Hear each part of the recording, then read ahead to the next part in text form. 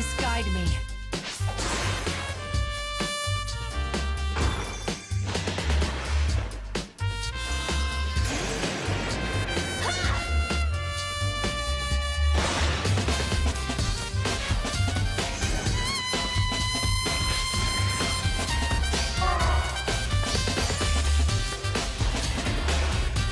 I'll protect you.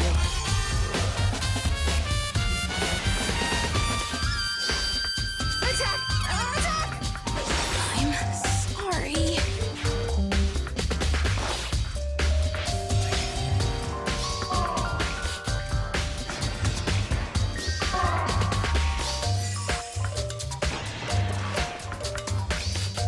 I'll protect you.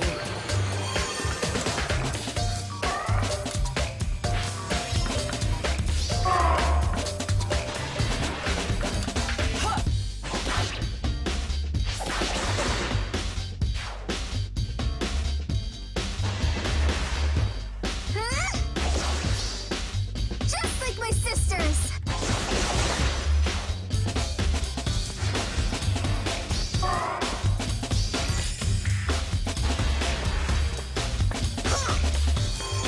No. But how?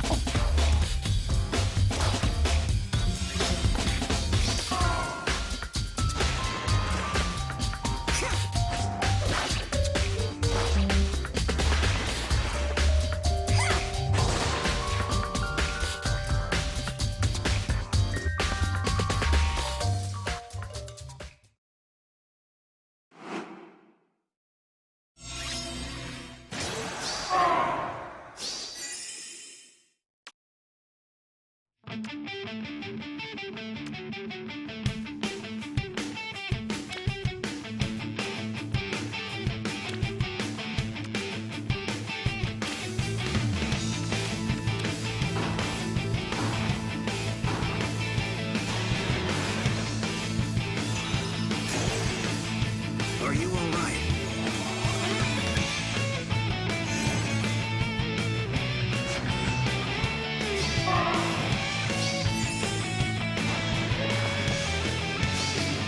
I'll protect you.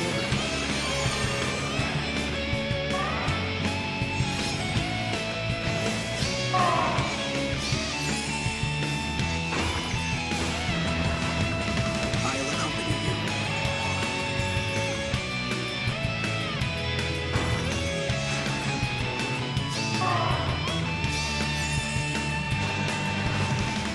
Always at your side.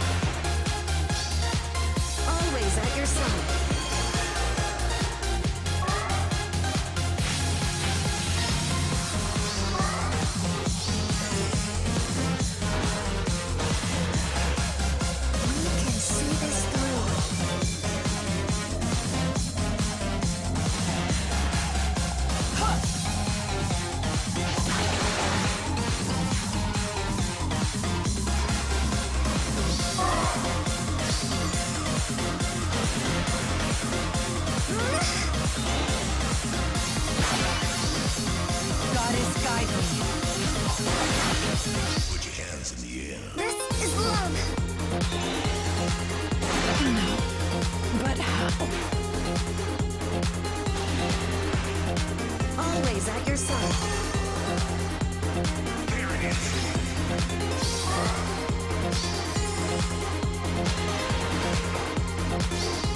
Goddess, guide me.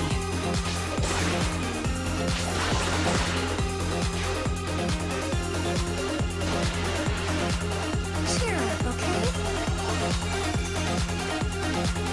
Your hands up!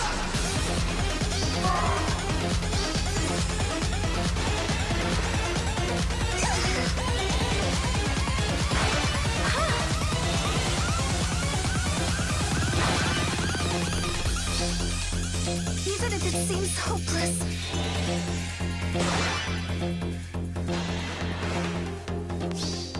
Always at your side.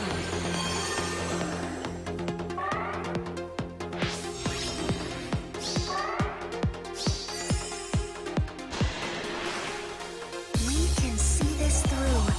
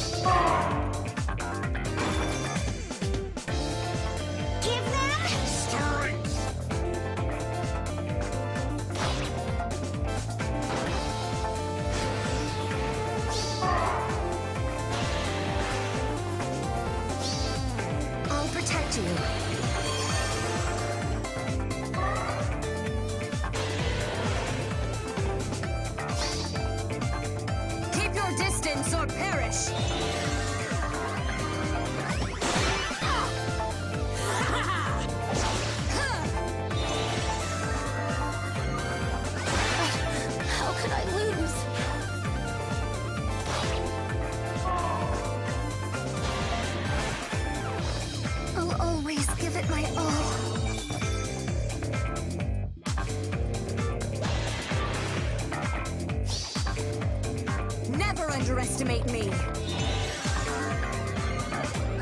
Too much fun.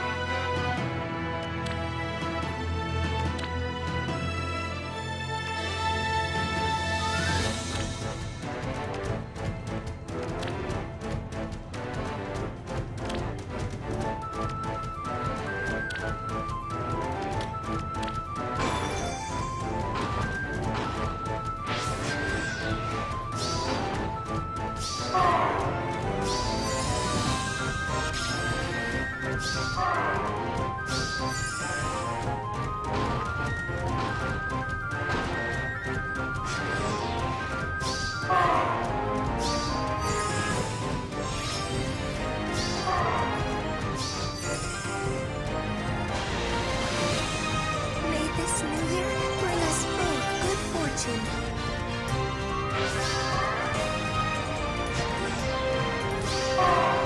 I must fight.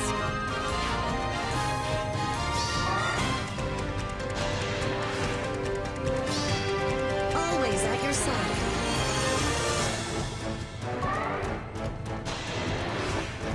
I hope that one day I can marry.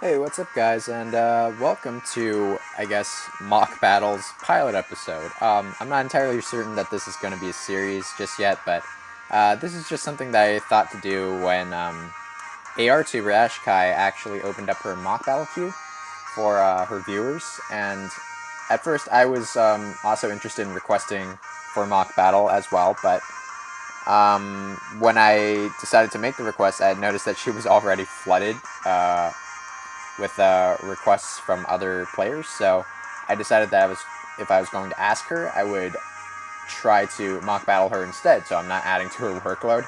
And that seemed like a fun idea to me at the time, because I actually wanted to show off some Gale Force clears against her team, since I remember her saying at one point that she doesn't really see too many Gale Force attempts, or clears for that matter, against her team, and so that's what we're going to try and do today. So, starting off with Light, I'm running Legendary Hector because that's usually who I like to run on Fire Season, and to be honest, the bonus stats, HP, Speed, and Res that I get from Peony and Air actually don't matter here, because he's not really required to do some heavy tanking, so that's why having him here is actually fine in just mock battle format. When it's not his season, during a real match, I would probably opt to use somebody like Amelia, who has a slaying effect built into her perf. So I just decided to go with Hector here because I thought it would be fitting to try and do like a theme team against theme team sort of matchup. My next unit would be my Brave Roy, who I feel is more suited towards Light Season because he's a speed boon and he has more speed than his father Ellie would. So that's who I decided to go with. Bonus unit for next week would actually be Peony, but I decided to bring Brunya along as well, just because, you know, theme team purposes. But actually, Brunya is not going to have much of a role here because I want to treat her as like a stock bonus unit, where the only use that they have is either for testing traps and using their assist. Because for Gale Force clears, what I usually try to do, if there are traps involved, is to calculate and plan beforehand before deciding to commit to my Gale Force team. And what ends up happening is I would only plan around using them for their assists, and try to see if I can secure a clear using just my Gale Forcer's Dancer and Air, really. And obviously in a real match I would take whatever I can get, but that's besides the point right now. Peony will have bonus stats, but I've calculated, you know, combat as if she had no bonus stats. So I'll go over those specific moments during the actual mock battle. But Peony running Triangle Depth is actually very helpful for me here because it allows me to secure a kill against Legendary Ike. And I have Air running Tamari, so that actually helps me debuff the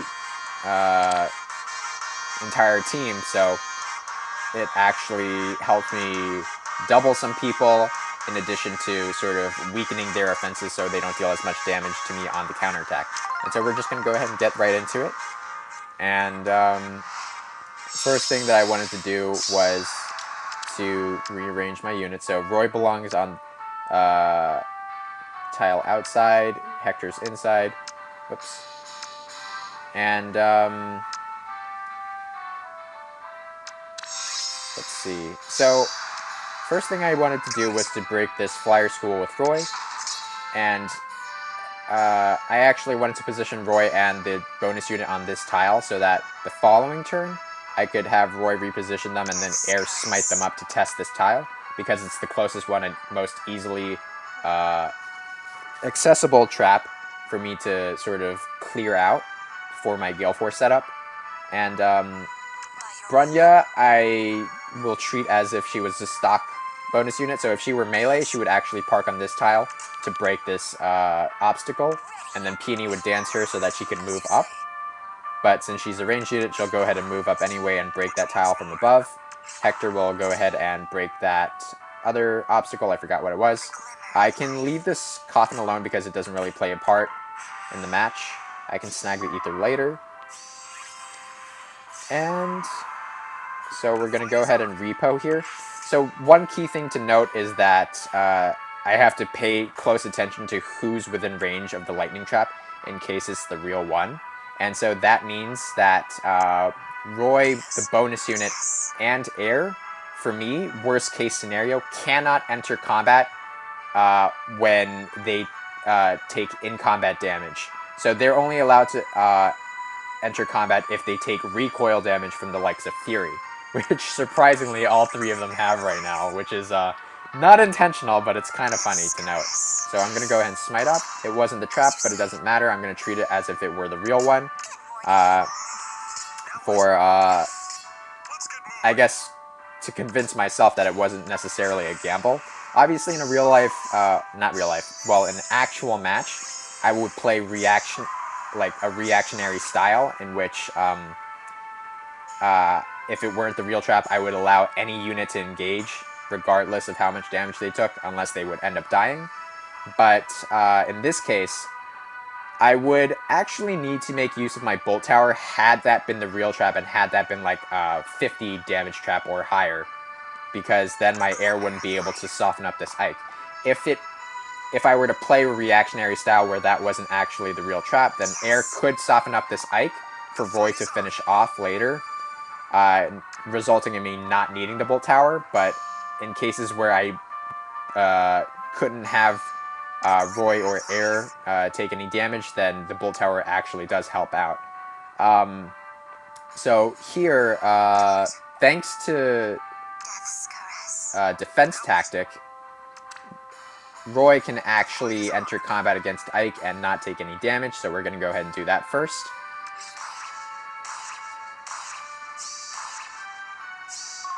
And one thing that I had to pay really close attention to here was that to secure a kill against this Ike later on in the match, it becomes very important for me to get 2 Savage Blows off in addition to a Dagger debuff. And the reasoning for that, and I needed to use Roy for this because Roy is the only one on the map with on my team rather with Savage Blow, so that requires him to attack 2 units on the same turn within 2 spaces of this Ike. And so in order to do that, I actually need to reduce his cooldown further this time. So I would actually have him finish off Ike instead of having Air do the job. And so my next move would be to actually get Peony up and dance Roy and use her to bait Nils, because in the situation where I don't want Roy to have any damage dealt to him or enter combat, I would actually have him move over to this trap to try and keep Soth and these other two units in, and that would require my other Gale Forcer, Hector, to take out this Soren and trap Soth in from this tile. And so what that means is that Nils would most likely run into Hector, and because he has Miracle, he's actually going to survive and enable Wings of Mercy shenanigans, which I don't want. So giving Nils another option to sort of attack somebody who doesn't deal damage back to him is actually beneficial for me. And so obviously Peony can tank those, tank a hit from Nils with her bonus stats, but just in case, I'm going to go ahead and do some quick maths for you guys where she's not actually the bonus unit. In this scenario, she actually does end up sitting on the defense tile. So she would have 22 defense with visible buffs, but because of Panic Manner, that would drop her back down to actually 10 defense. And then Nils Frost Breath would drop her down further 4, which is actually 6 defense. And defense tile would be 30% of her defense, which would be 0.6 times 3, 1.8. So let's round that down to 7. So that's 7 defense. Peony has 32 speed, thanks to being debuffed by Frost Breath. And so Nils actually can't outspeed and double a non-bonus unit Peony. And he has 38 attack, minus 7 defense, so that's 31 damage. And Peony, without bonus stats, will have 39 HP. So Peony should be left alive with 8 HP after taking hit from this Nils. So that's actually a viable strategy for me. But if I just go ahead and smite Peony up, I have no way of actually getting Hector onto this tile because it does require orders. So what I do here is actually make use of drawback and stunt the smite movement so that Peony still can't reach Roy and Hector can get orders from Peony. So Hector can go ahead and move up to take out Soren. And I'm going to go ahead and park Roy on this tile. Ended up being the fake trap, but it doesn't matter. So Roy's going to go ahead and park here to aid Hector in trapping Soth and the other 2 units in. And Nils will get distracted by Peony. So Nils does 25 damage there.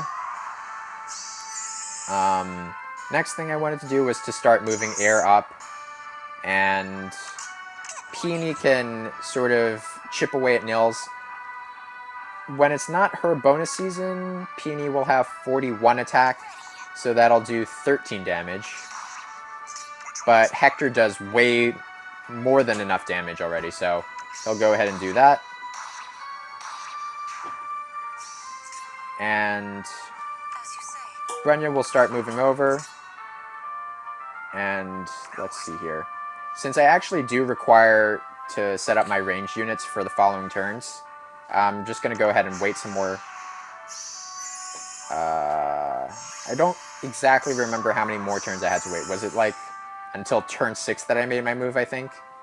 But basically, I'm going to go ahead and put Air over here to take out the Ether. Brenya to break the other Ether and move Peony into position. And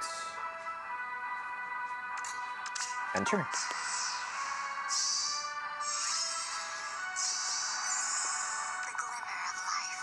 So Roy does 7 damage with Savage Blow. So that means Ninian would be at 53 HP, and Air can still leave Ninian alive if she engages for dagger debuff. So Roy's going to go ahead and take out the Soth. Then Air's going to go ahead and debuff basically Ike.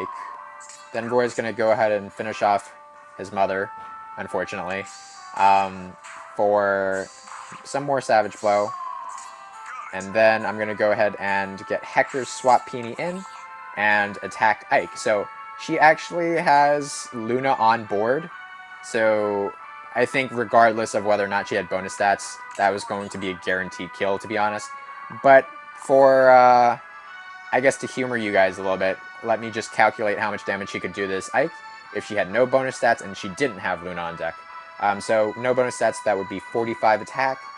Triangle Adept would push her up to 4.5 times 4, that's 16 to 18, 45 plus 18, 63. So 63 attack minus 20 res, that would be 43 damage, I believe. So if she didn't have her bonus stats and if she didn't have Luna, she could still take out this Ike. And so that pretty much wraps up my light season clear. So this would have pretty much gone the same way had I decided to use a different light blessed armor Gale Forcer. And yeah, unfortunately it wasn't like an instant Gale Force sweep, because it's kind of hard to do that when some of the defense units are like really tanky. And so credit to Ashikai for building such a team. But essentially what a Gale Force team aims to do is to immobilize the defense team so that, or at least get rid of key threats so that the tanking units can like comfortably do so. And I'm going to go ahead and cut here real quick and come back when I'm ready to attempt the map with my Astra Gale Force setup.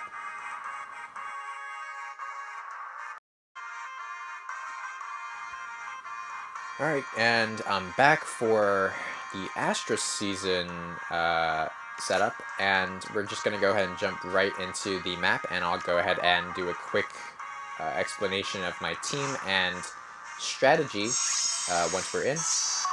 And one thing that you may notice is that I actually removed my Bolt Tower this time around, because this strategy doesn't depend on the Bolt Tower. It rather makes the Bolt Tower more of a safety net for me than a lifeline, especially since on Astra Anima season, Duma and, well, him combined with catapults are able to threaten your Bolt Tower with a higher chance of success, I suppose you could say. And so what I thought to do then was to implement a way to spread some splash damage to the enemy defense team, should I need to do so, in case my Bolt Tower got destroyed, so it becomes more of a safety net rather than a lifeline. And in this particular scenario, I don't actually need to run my Bolt Tower, but it does become a bit of a gamble for me because this team doesn't have a Duma. The way I set up my Wings of Mercy shenanigans is that my ranged unit, Kagero, who becomes basically the mobile Bolt Tower of the team, can drop to exactly 50% HP should there be a Duma present, and traps being, I suppose, accessible enough is one way to put it. So, doing some quick math, Kagero taking 7 damage from Duma's upheaval is 7, and then triggering a minimum level lightning trap is 10 damage, so that's 17, and then taking 6 damage from initiating from Fury is 23 damage, which is exactly 50% of her 46. And so she was just one of those units who I found had the perfect stat spread for this role. In being a dagger unit, she could also like further aid her teammates by providing defense debuffs, basically, for her Gale Force sweepers. And so Infantry Pulse and Wolf Pup Fang actually play a role in being able to sweep teams fairly easily, because they reduce cooldown for my Gale Forcers, enabling them to get one hit in with an appropriate stat check from Flashing Blade and Heavy Blade. And that would mean that against certain teams, I could take out like 5 units, sometimes even 6, if I bring in my other Wings of Mercy unit in Altina, depending on how I need to approach the map. So I'm just going to go ahead and demonstrate this real quick. There's a more detailed explanation of this team setup on my AR Pilot episode, and I believe my Astra Season Day 2 video. So go ahead and check those out if you're interested. I believe in my Astra Season Day 2 video, as well as my AR Pilot video, I have in the comment sections some extra sort of divulging of information and analysis of my team. So we're going to go ahead and set up here. I want to actually identify how I want to approach this map, and that's by testing both of these lightning traps.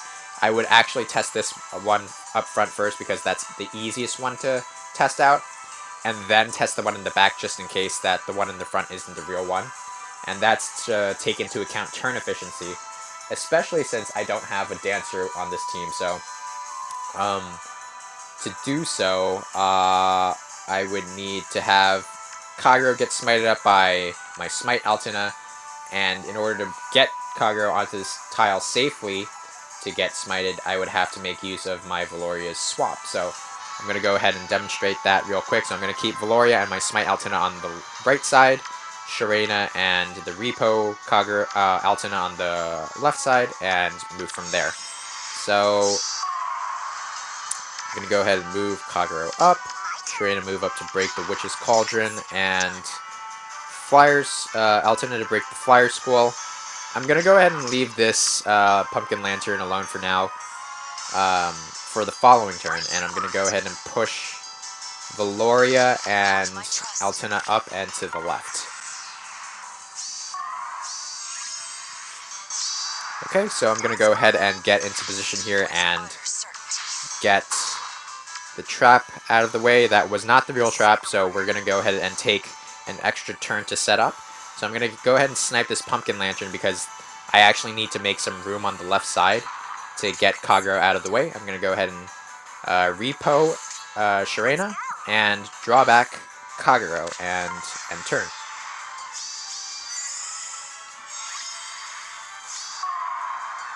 And then I'm going to basically rinse and repeat to test this trap over here.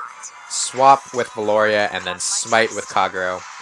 So on maps that don't have any Dumas but have traps that are testable for me, so to speak, it would require them to be at least 20, though 30 damage traps are actually nice because that would enable my Kagero to make use of her escape route. But in the scenario where I can't do that, I have to make use of my Kagero's pivot so that she can retreat just in case I have no more units to assist her with.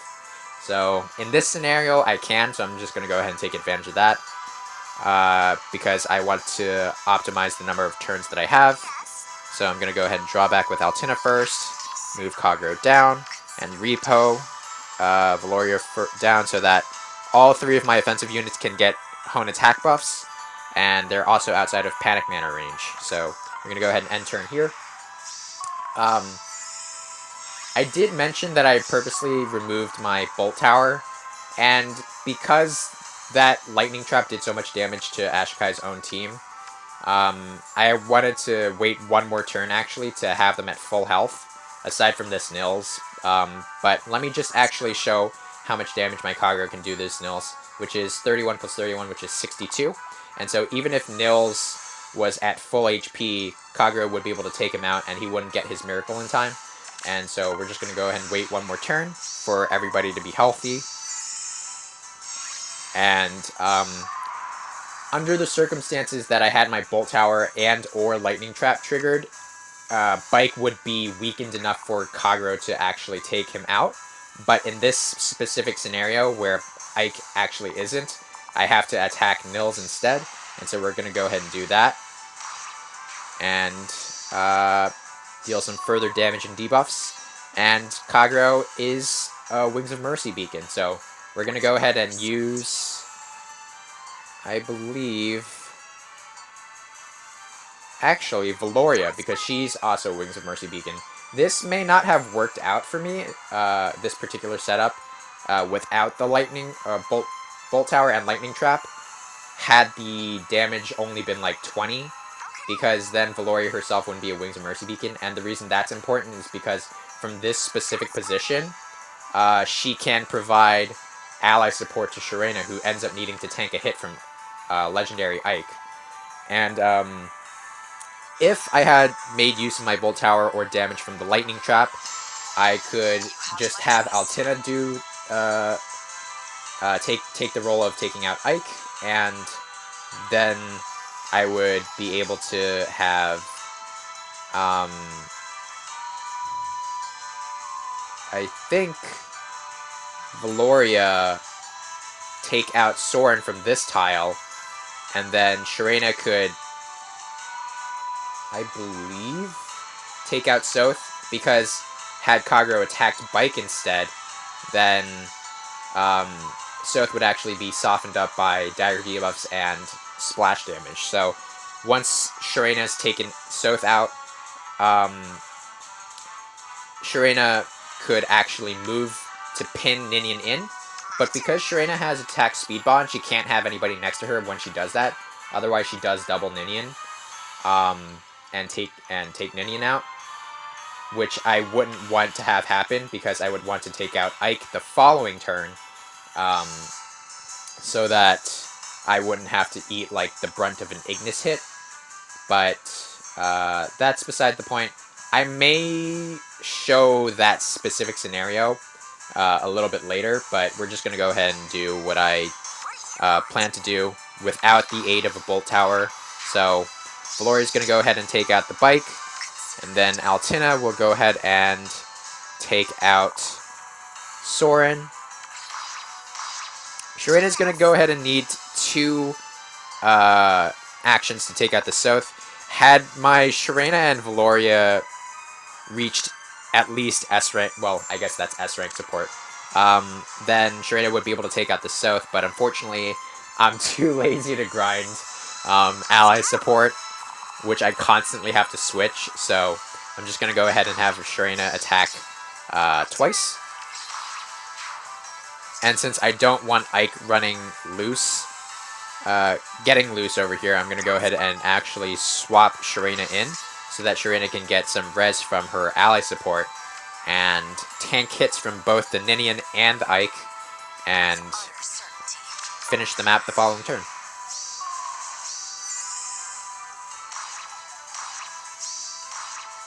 Okay, and Ike does exactly 54 damage, so Sharena can live with 1 HP. Alright, so I'm going to go ahead and snag the pots and finish off the map. And that's my Astra season clear. Alright, so I'm going to go ahead and cut here and